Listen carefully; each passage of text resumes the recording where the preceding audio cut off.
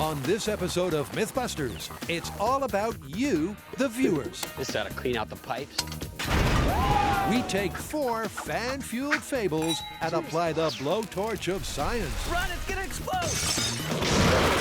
First, can the fastest growing plant on the planet penetrate a person? Jamie is imagining himself to be a plant.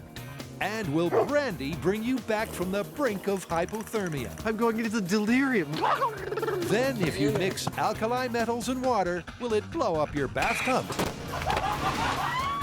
And finally, will burning a baby grand really cause it to explode? Go, go, go, go!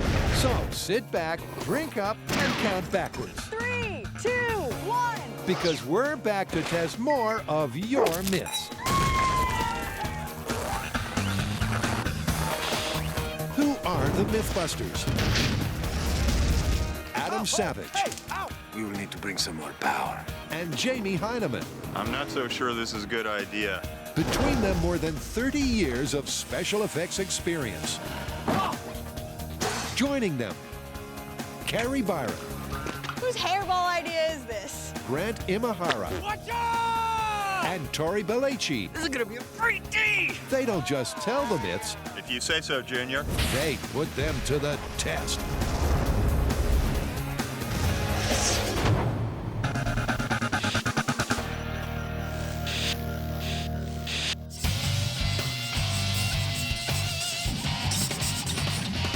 If you've got a myth for us to test, we'd love to hear about it. Here off the icy waters of San Francisco Bay, we have a very rare opportunity Tedious and to be able to view a very elusive television host in its natural habitat, the Heineman. Latin name, Hoosierus televisualis. And he seems to be communicating with his viewers, asking them for ideas. And who knew? Not only did you respond to the call, you opened the floodgates and sent us a gazillion myths. So we selected a few of the best to test. What's up first? Bamboo torture.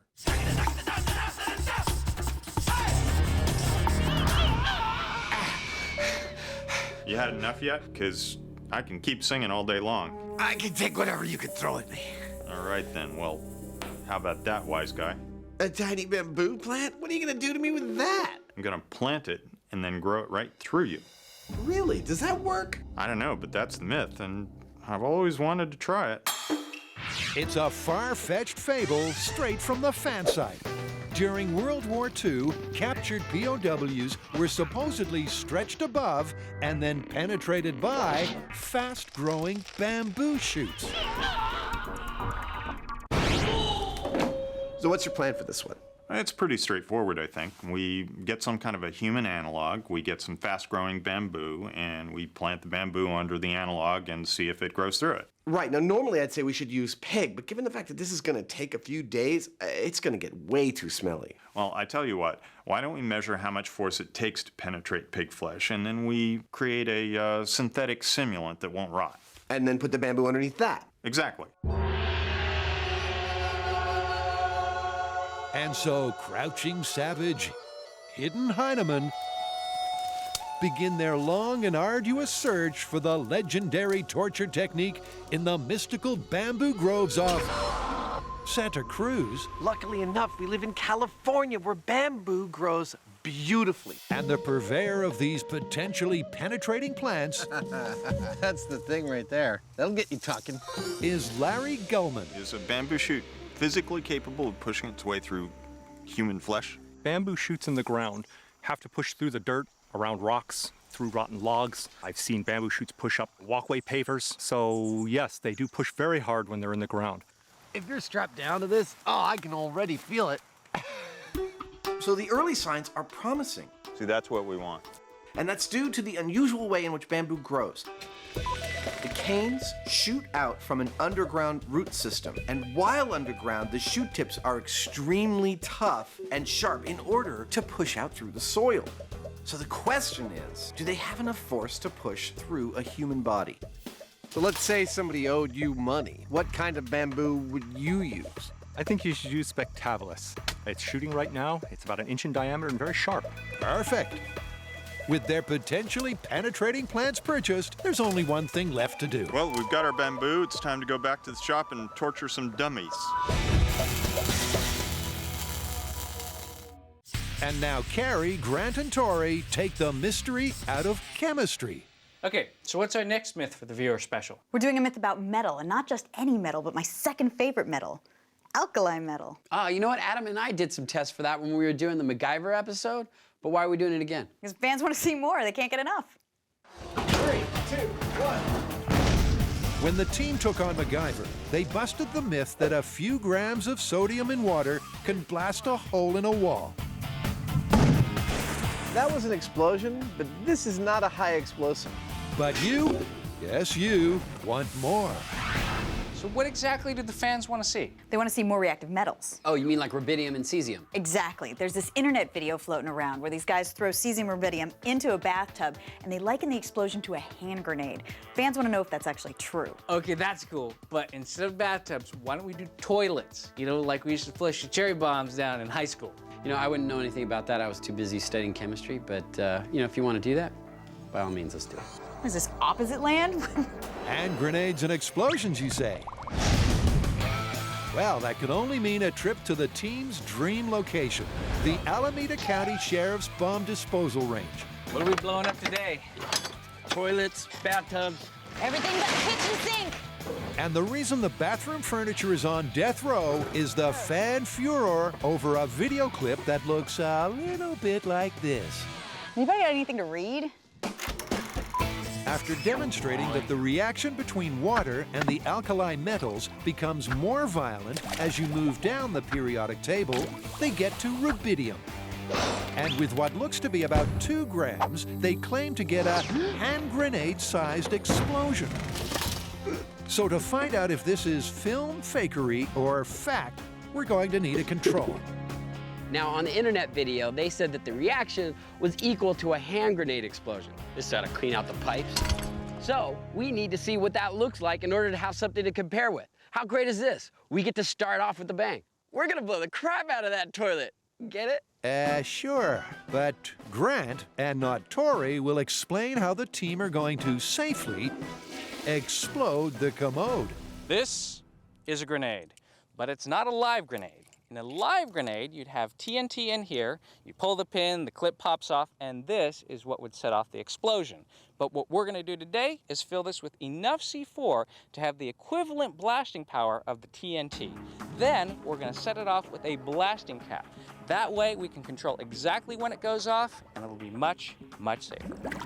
All right, well, we have an actual grenade wired, and it's sitting in the toilet, ready to blow. And once we see that explode, we'll have something to compare the alkali metals to. Okay. Let's blow this thing up. Fire in the bowl. 3, 2, 1! Oh! Woo! The toilet's gone. Yep, now you see it. Now you don't.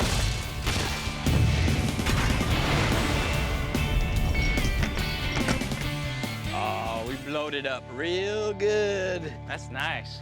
All that's left is the water tank. God, the bowl just shattered. Yeah. We destroyed this toilet, and now I know what a real grenade looks like when it goes off. So now we've got a great reference for what it should look like when we put our alkali metals in a toilet, in water. I just don't think that the alkali metals are gonna have this kind of reaction, but I hope I'm wrong. Well, there's only one way to find out, and that's to match the myth by throwing the highly reactive rubidium and cesium down the pan.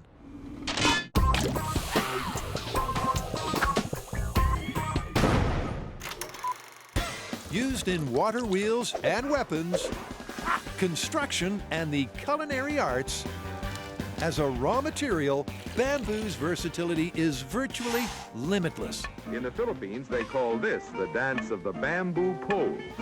But fans want to know if this flexible, fast-growing grass could have been used as an instrument of torture. And to find out, Adam and Jamie need a human guinea pig to pierce. But which one? So the whole point of this test is to come up with a human analog. Now, we've done this on the show before, but usually with ballistics. I don't see any subcutaneous damage here. And this is a very well-explored field. not the slow penetration of something sharp like a bamboo plant. Nobody's done a lot of figuring on that, so we have to do it ourselves. We gotta go to the butcher, get a big slab of meat, start pushing spikes into it, come up with readings, and when we get those readings as to how much pressure and resistance the meat provides, we've got to imitate it with synthetic materials. Yep, to make a fake torso with accurate flesh-like resistance to a growing bamboo shoot, This has got to be the most gruesome thing I've ever made. the guys need to know exactly what that resistance is. In pushing through the meat very slowly, Jamie is imagining himself to be a plant. What's our peak? 8 max. Photosynthesizing, yearning for the sun, grabbing nutrients from the earth. All these things are passing through his mind. Several tests later, and the guys have a decent sample range. 9.5 total. And decide to round up for simplicity's sake. Well, 10 pounds seems to be the magic number with this spike in penetrating flesh. So all we got to do is find a mix of materials around here that makes a flesh that doesn't rot and stink. Oh, there's some good stuff up here, Jamie. Because rotting and stinking upsets Jamie. It's kind of collapsing in on itself. Yeah, I know. But after spending an hour looking for a synthetic flesh analog, The skin's a little too tough. Jamie has a light bulb moment, and they return to square one. Our ballistic material. I think it's perfect. Let me see what the needle says. 10 pounds. Wow. That is close enough for my money. I love that. And it's reusable. So clear ballistics material is the raw material of choice. He's armless. Get it? And Adam goes to work casting a torso to torture. Dude, this is what a back rub looks like from the inside of your body. Next, Hello? the guys whip up a rooftop greenhouse and then assemble it, unsurprisingly, Rise, my son. on the rooftop. Dude, touchdown. On in. This may look nice and sunny, and it is, but it's also a torture chamber, or it will be soon. So that's the greenhouse and bamboo in position, which leaves just one component. Oh, you're mine now. And the torso is carefully positioned above several shoots that have yet to fully break through the soil's surface. This version of Buster is our final stage of testing in the bamboo. Will it grow through a person? And after experimenting with a bunch of different flesh analogs, look at that. Those are the 2 growth points. They're beautiful. This ballistics material, which is non-water based, it won't rot, is the perfect material in terms of the amount of pressure it takes to push through. So that if the bamboo grows through this chest, we can definitively state that it would grow through you as well. Is that it? That ought to do it. All right, well, let's get out of here and come back in a couple days and see how it did. The way I see it, if the bamboo shoot works its way 2 or 3 inches into the back of the dummy, then it's an effective means of torture. All we've got to do is wait. And while we wait, let's take time out to find out where this torturous tale came from. Since this is normally the portion of the show where we give some scientific background to the myth that we're tackling, what have we got in bamboo as a torture device? Absolutely nothing. Nothing? No official reports? No first-hand accounts? Nothing. Nunca. Wow. All right. Which is surprising, considering it's such an oft-repeated myth. So to definitively answer this fan fable, there's only one thing left to do. Let the gruesome growing commence.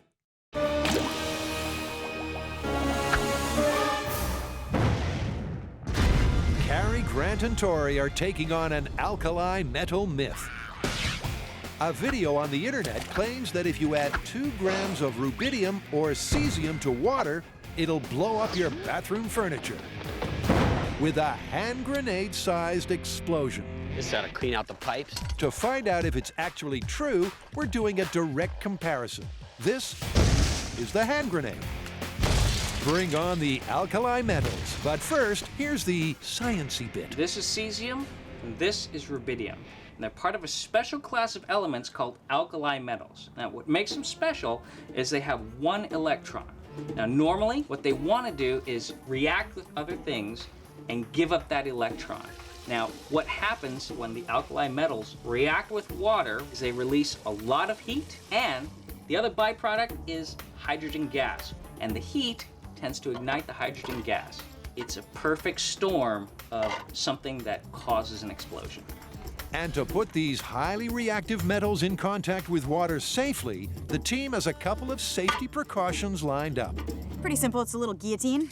Weight drops down onto small glass vials, which are holding the metals, releasing it into the toilet, and we'll see what happens. Now, normally Grant's a better shot when he's using the toilet, but what he's doing right now is he's wetting down the ground, so in case there's any excess alkali metals that fly out of the toilet, they'll hit the water on the ground and react, so we're not leaving any of the metals behind. And the first metal to be flushed is rubidium. Rubidium, fun fact, this stuff, rubidium compounds, are put in fireworks to make the color purple. In the video, they said they used 2 grams, and they got an explosion the size of a hand grenade. Now, we're gonna use 25 grams. That's more than 10 times the amount. So if it's true what they're saying, we're gonna have a huge explosion. You'll be the mayor of Rubidium Town. Ready? Yep. 3, 2, 1. Whoa! That was quick! Look at that cloud. Well, it all went according to plan. The string was cut and the guillotine fell. The rubidium was released into the water, and cue the chemistry. The sudden release of hydrogen gas and heat combines to give us a satisfying toilet bowl geyser. But, and here's the key, it was nothing like the internet video hand grenade-sized explosion. So the chemistry predicts a big reaction. I guess it's a big reaction on a chemical scale, but not on a grenade scale. We got a huge cloud and a little spark, a little flash, but no explosion, no shattering of the toilet bowl. So rubidium doesn't do it. Well, we may not have had hand grenades, but at least we still have good chemistry. But we haven't given up yet. Next up in an attempt to blow up the bowl is cesium. So this is it. This is cesium. This is the most reactive alkali metal that we can get our hands on that's not radioactive. We're going to put this in the toilet bowl and see if it behaves when exposed to water like a grenade. Okay. In 3, 2, 1. Oh. Cool. There was a little bit more reaction, more popping, but it was just a big cloud of gas again. More energy, more flame, but definitely no explosion. Now, I feel like I've been lied to, because what I saw on that internet video was an explosion. What I saw here was a cloud of smoke. Now, a cloud of smoke is not gonna destroy a toilet like a hand grenade will. So, Carrie, what does that mean? Which means they faked it, and this is busted.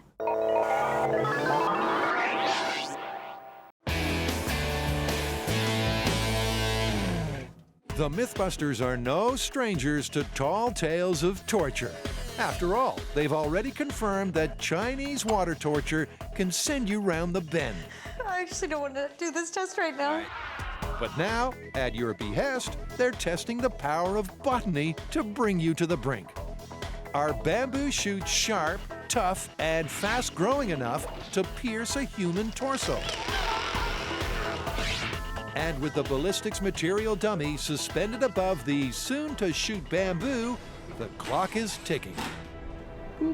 I'd imagine that torture is a pretty results-driven business, and so we're looking for a couple of things here. We're looking as to whether the shoot can actually grow through this flesh simulant, and also how much time it takes for it to do that. And they're both really important, because if it takes months to do it, it's not really an effective means of torture. If it does it in a couple of hours or a couple of days, though, that starts to put it in the realm of possibility. And Jamie's prediction is spot on, because after just 3 days, our tortured torso is surely ready to talk. The bamboo shoot specifically evolved to push its way through the soil. Dude! Has no problem penetrating the flesh analog. That looks painful. I can see it from here, man. The bamboo is growing into our poor dude. The experiment could not be going better. We have already gotten exactly what we came looking for, which is at the point in which bamboo meets flesh, does it make a left-hand turn or does it just keep on going? And it's pretty clear that it just keeps on going. Well, you know, I said earlier that if there was any penetration at all, then that's torture. So I say this myth is... Let's not call it just yet. I want to see how far we can take it. Let's let it keep on growing. Okay. But over 2 weeks later, the news isn't good. Despite several other shoots making their way into the dummy, Adam's wish to see complete penetration comes to naught. Look at that. They haven't grown an inch in 2 weeks. Those things are dead. Yeah, and look at that. The ballistics gel is melted. That must have got so hot in here, that's what killed them. We did prove that you could torture somebody with bamboo if you were determined. Yeah, but we didn't see the bamboo grow all the way through the guy. I mean, that was supposed to be the grand finale. You know, we've got one more dummy. Let's chuck it up there and see what happens. Okay. So a second ballistics material torso, this time with attractive wig and facial features, is taken to the roof, where the team has set up a second growing area, one that's open to the elements. Well, our dude is set up, and this is our last chance to see bamboo grow through a person. It's our last mannequin, it's our last viable bamboo shoot, and it's pretty much the end of the growing season. So if it's gonna happen, it's gotta happen here. And what do you know, Adam's desperation is well rewarded. Fast forward a couple of weeks, and this time the results are nothing short of astounding. That's what I'd call it through and through. We wanted to know if the bamboo would grow all the way through you. It turns out not only will it, but it actually thrives. This is 12 feet of bamboo, and it's going right through this guy's chest. It doesn't get any more definitive than that. I feel like someone's almost playing an April Fool's joke. That's so perfect. Obviously, bamboo can grow right through you, like it did over here. But for this to be a reasonable method of torture, if you can consider torture reasonable in any sense, it needs to do it fairly quickly. And our time lapse shows that this penetrated that body in a matter of a couple of days or so. It's possible, as gruesome as it is. That is awesome. Plausible and awesome. Plausible.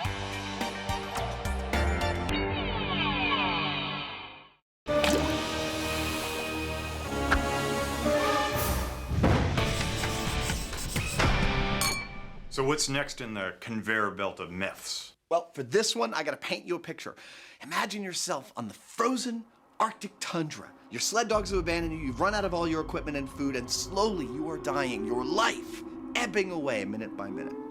Yeah, okay, I remember that. And then through tear-soaked eyes, you see relief, salvation on the horizon in the form of a St. Bernard trotting towards you with a barrel around his neck. That barrel is full of brandy. You take a couple of snorts of that brandy, it warms you up just enough to keep you alive until the rescue team arrives. Or this is like an aperitif before I eat the dog. You can't say that. This brave lifesaver is a one-man, or rather a one-dog rescue squad. In fact, that cask around his neck is full of brandy that he's taking to some lost traveler. The St. Bernard and its barrel of life-saving brandy is a famously warm and fuzzy fable that you want answered. Will the arrival of a keg on legs really keep you alive? Or is it, you knew this was coming, just a shaggy dog story? Say, Junior, are you carrying brandy too? Heck no! I bring the chaser!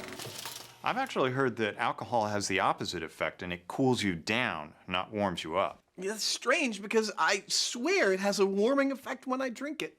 Should be pretty straightforward to try. Yeah, I think so. I think all we need to do is find ourselves a nice big freezer, a way of monitoring our body temperature, drink a few shots of the hard stuff, and see what kind of change occurs. Works for me. My ears are starting to sting. But before the guys get to test this frosty fable in the freezer, I'm going into the delirium of thinking about what I'll do once I'm warm. Adam's ensuring accurate info by ingesting a thermometer? Since this whole test is about whether or not there's any change in our body temperature from the drinking of the alcohol, we need to know exactly what our body temperature is. And this isn't a thermometer under the tongue or one in the ear or one on the skin. We need our core body temperature measured. We've done this on the show before, back when I got painted with gold paint, and I had a rectal thermometer. Oh, Sanjay. Sanjay, will you respect me tomorrow?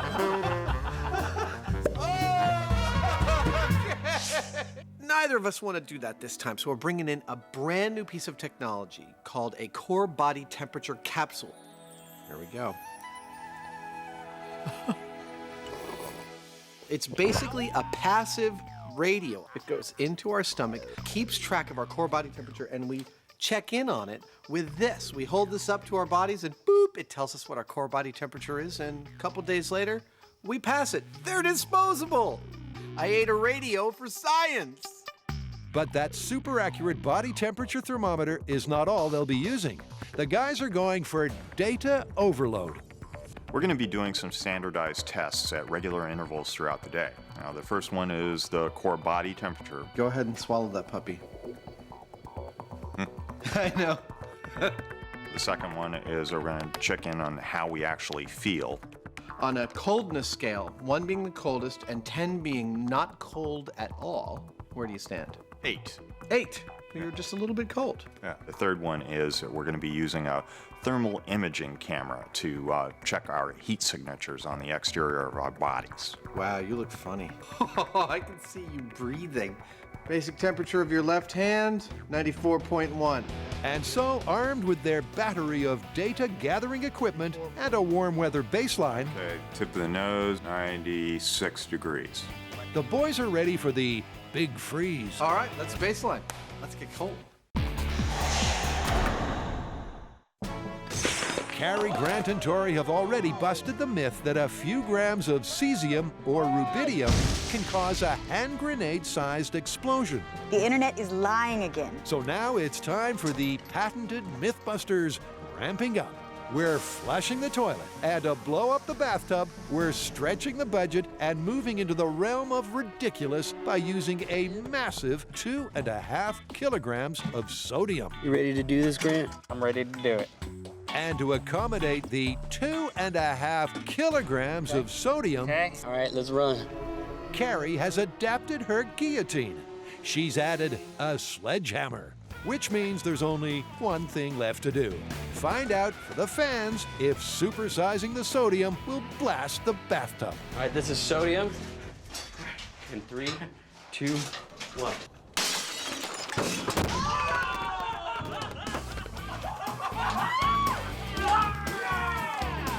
Wait. Oh my God, gas. Poisonous gas.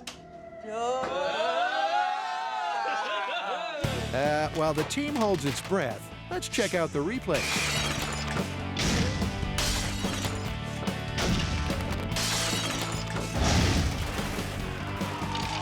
That was crazy.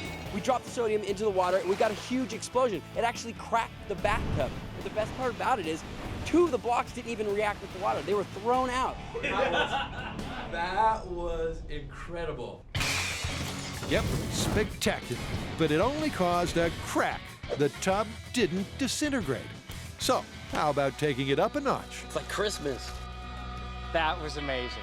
But up next is potassium, which is even more reactive. And, yep, same amount. 2.5 kilograms of potassium. Take it away. School lab chemistry like you've never seen it before. Okay, we're good. Let's go. But will it provide the big boom we and you have been waiting for? 2, 1.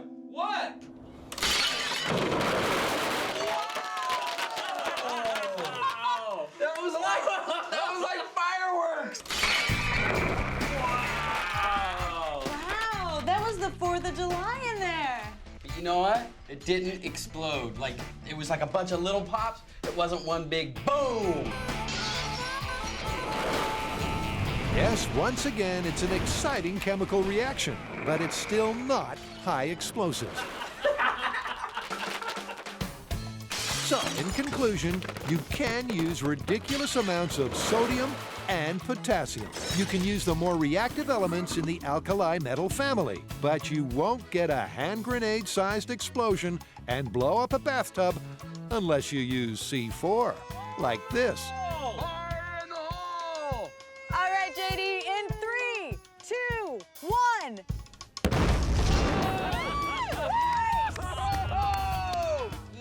Did you see how high it shot that water? Yes, the shock wave emanating from a C4 detonation is approximately 8,000 meters per second, which is in a different league to alkali metals and water. Proving that internet video is nothing but science fiction. Adam and Jamie are about to chill out to find out if a shot of brandy, good boy, will actually stave off hypothermia, or is it simply a furry fable? Since we always want to be authentic on MythBusters, Bob here, a St. Bernard, is going to be delivering the brandy to us. Isn't that right, Bob? We are at the very perfect place to test this myth at a company called Dean's Services. And they've got 125,000 square feet of freezer cold rooms at 0 degrees Fahrenheit, which is the temperature we're going to be working at. Oh, what's your core body temperature? Let's get a baseline before we get into the cold. 98.29. I'm 98.24. Are you ready? Ready as I'll ever be. Remember, Adam and Jamie, with their core body temperature capsules already in their stomachs, it's cold. I know. Are literally walking thermometers. But they'll also be monitoring their mood as well as the surface temperature of their extremities. It's weird having a job where our only task today is to get cold and then drunk. Yep, stage 1 of the test is to simulate a situation in which the guys will need rescuing by a brandy-carrying St. Bernard. I'm starting to get uncomfortable. And that means getting very cold very fast. Right now, I don't feel so bad, but it's changing rapidly. Stage 2, once they've completely chilled out, calamari. Get the brandy off him. The drinking commences. But just 10 minutes into the test, and the guys get the first piece of relevant information. And it's not what you'd expect. My temperature's been steadily going up. It's now at 98.56. What does yours say? Yeah, I'm going up too. I'm at 98.9. I haven't read up on this, but the fact that my internal body temperature is rising while I'm feeling like I'm getting colder says to me something like my vascular system is clamping down on my extremities and keeping the heat inside. Check out the big brain on Jamie. Because he's nailed one of the key responses of all endothermic animals to the cold. The superficial blood vessels constrict, preventing heat loss through the skin and directing blood to critical internal organs. With such amazing evolutionary adaptations, it could take a while before the guys need rescuing. So to hurry things along, they decide on some drastic action. I don't think we're getting cold enough fast enough. I think we should take off our hats and unzip our coats. Really, I have to take my hat off? Yes, you do. And with significant heat loss taking place through the head, this sucks, man. It's just what you don't want to do when caught out in the cold. And I feel like I just dunked my head in a bucket of ice water. I was happy before then. As they approach the hour mark, my hands are starting to hurt. The guys finally reach the point where they need rescuing. They've reached the limits of their endurance, at least for a voluntary, safely monitored situation like this. Cold. So it's time for the crucial round of pre-brandy data collection. I'm 98.49. Their ingested thermometers are showing stable internal temperatures. Subjective testing. Coldness scale, 1 to 10. I'm saying I'm at least about a 2. Yeah, I agree with that assessment. Extremities? Extremities are painful. My hands are hurting, my head especially. And the thermal camera, as well as providing Adam with entertainment. Wow, man. I gotta tell you, with your hat off, you look like a Bond villain in this shot. Seems to confirm Jamie's earlier theory. Despite their stable core body temperature, their extremities have plummeted by over 20 degrees. Oh, my fingers hurt. Okay, your face is 65 degrees. With the numbers noted, there's just one thing left to do. My ears are starting to sting. Yeah. Help me, Bob, I'm freezing. Bring on the brandy. At this point, I'm in the rare position of hoping that the myth is true.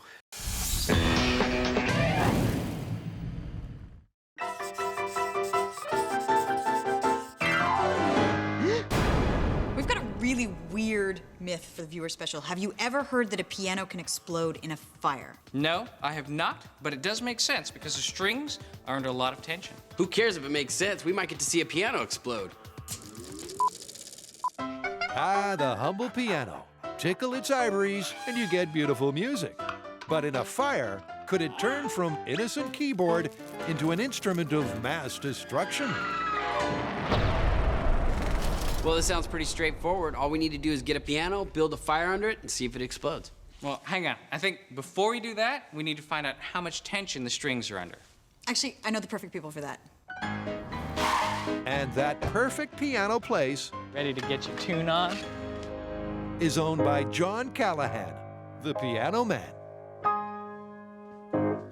So, the myth that we're working on is that if you put a piano in a fire, it will explode. Wow. I've heard people talk about that before. Having never burned a piano myself, I don't know if that's true, but I'm not sure exactly what's going to happen. To me, it sounds relatively plausible because, you know, I understand there's a lot of tension on the strings. Well, there sure is a lot of tension on the strings. In a piano, the steel wire is stretched across the cast iron plate, and there's about 200 pounds of tension on each wire, average. We have about 230 wires in the piano, so there's a total of over 20 tons of force trying to collapse the piano. Now that sounds promising. The strings stretched across the cast iron plate hold 40,000 pounds of pressure. And if the flames cause them to fail, hey presto, exploding piano. Oh, wait a minute. I forgot something. I'll be right back.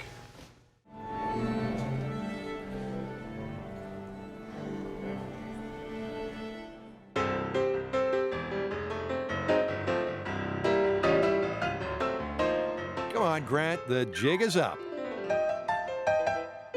Back to work. And that means back to the bomb range for some piano pyromania. It's always a good day when you started at the bomb range. Callahans have kindly given the team a baby grand to ignite. Now all they have to do is get it off the truck. Really, piano sucks. And into position. I'm just gonna do a little tension music. Is the piano gonna fall at the forklift? While Carrie does some, actual work, Tori and Grant serenade her the only way they know how. Badly. He's the organ grinder, grinding organs all day and night. With the piano standing on its own legs, there's just one thing left to do. Tune it. All right, John, I know that tuning a piano at a bomb range is probably a pretty strange working condition for you, but we need to give this myth the best possible chance of working. So we need to get each one of these strings at the proper tension. I'll do my best. And as John brings the piano to perfect pitch, the guys pitch in to build the bonfire.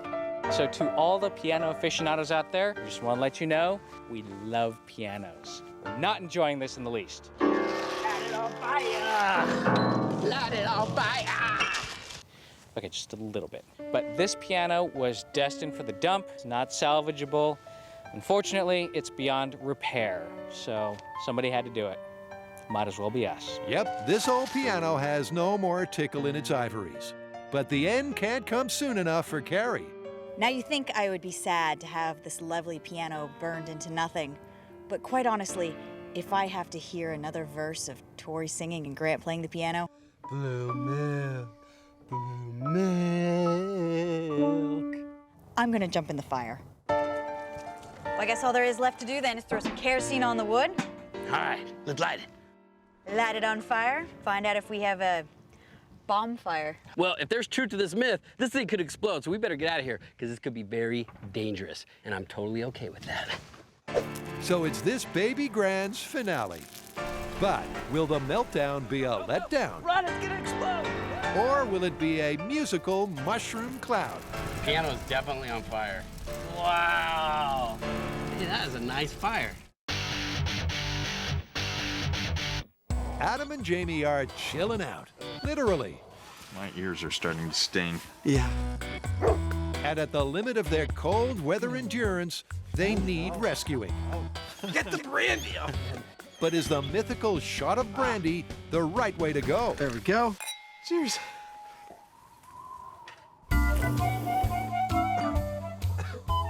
That's good brandy. The immediate signs, at least on a subjective level, seem to back up the myth. Yeah, the brandy sort of helped a little bit. There's definitely a feeling, a distinct feeling of a warm glow happening down here. But really, it's still painfully cold. But honestly, if you gave me the choice, I'd pour it on my hands and set it on fire at this point. A few minutes after downing the supposedly life-saving shots, the guys rustle up another set of data. And although their body temperature remains stable, 99.15. Mine's 98.6. the numbers for skin temperature are very interesting. Face is 74 degrees. Which is an increase of 9 degrees from their pre-Brandy temperatures. All right, Jamie, your face. 78 degrees. But again, the science backs up the numbers. Alcohol does in fact dilate your blood vessels, leading to flushed cheeks and more blood flow to your skin. There we go. And to find out if this effect is really helping fight off the cold, cheers! Another shot is called for, and duly drunk. I got a hair. And once again, the immediate signs are that the alcohol has a positive, subjective effect. I'm picturing big steaming pans of warm food and dunking my hands into them. I'm going into the delirium of thinking about what I'll do once I'm warm. But assuming this is a life or death situation, maybe improving your mood isn't a priority. I can already tell that my mental faculties are impaired. What we're supposed to do? Left hand. Oh, I'm getting them wrong, aren't I?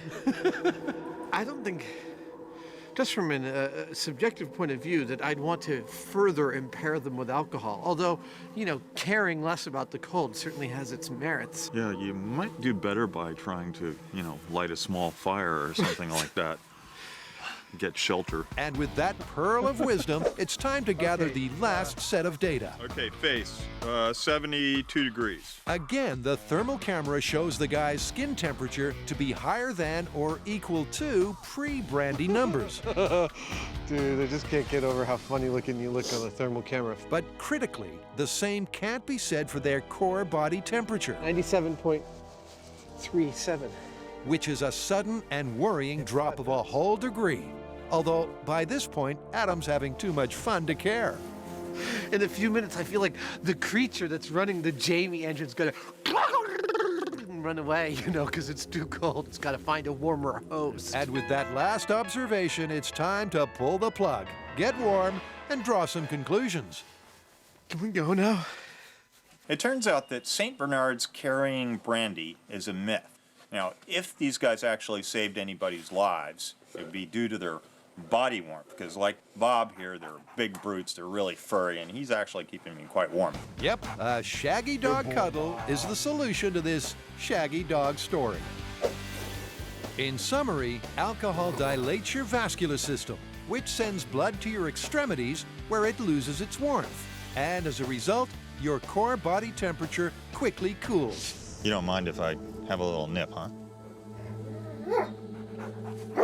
I gotta tell you, right after that second Brandy, I was thinking, I understand what this myth is all about, because I was feeling pretty fine. It's probably because you just didn't care about the cold so much anymore. Well, no, alcohol also has a diluting effect. My blood was thinning and moving more towards my extremities, making me feel more comfortable. But right after that, your core body temperature started to drop like a stone. Right, which is precisely the opposite of what you want to happen in a freezing cold situation. So, in the short term, it might make you feel good, but ultimately, it's the last thing you want to do. Absolutely. This one's busted. Busted.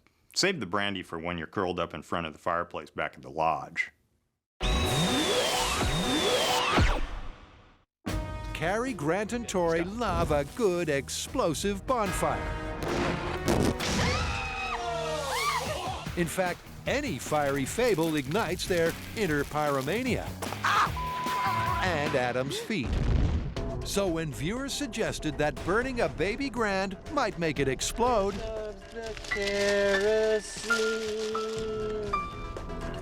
they couldn't wait to fire up and find out if it was true. Oh my God, that fire's awesome!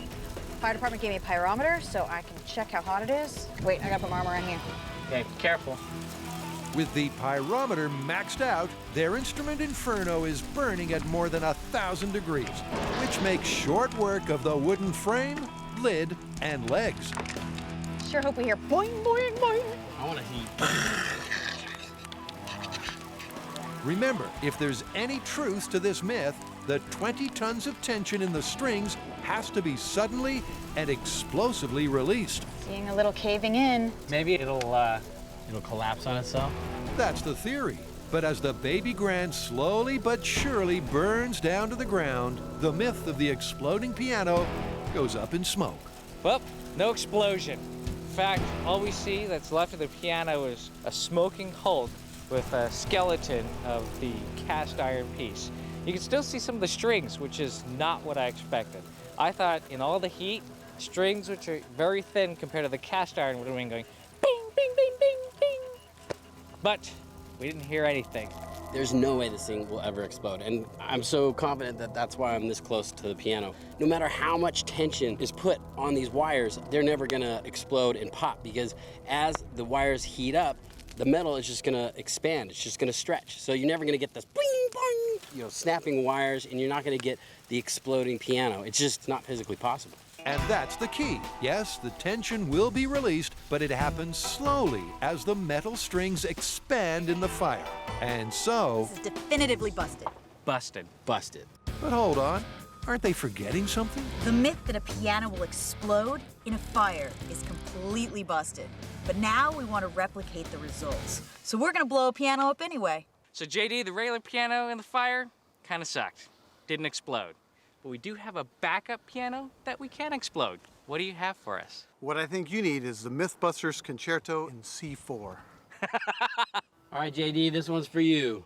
Go JD, go JD, fill this piano with some TNT. Go JD, go JD. Everybody now, come on! Go JD, go JD, fill this piano with some TNT.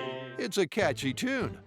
And JD hums along as he tunes the piano for the MythBusters Concerto in C4. All right, you guys ready? I'm ready. Are you ready? Ready. This is it.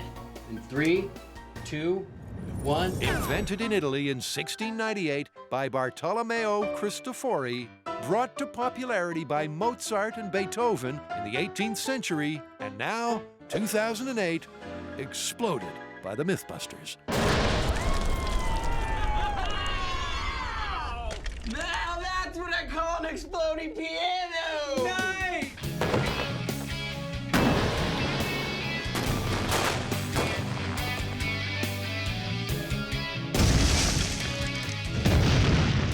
Man, one second it was there, next second it was gone.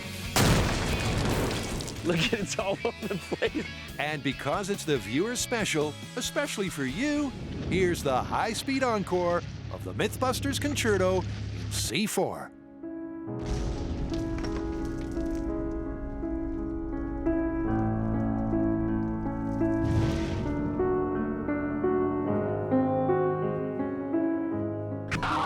Rest in pieces. We wrecked that piano. This is my 80s rock band. They all had these and did this move. Now that was cool, but the myth is still busted. If your piano is on fire, it's not gonna explode. If it's filled with C4, well, that's another story. Looks like this myth of the exploding piano is busted.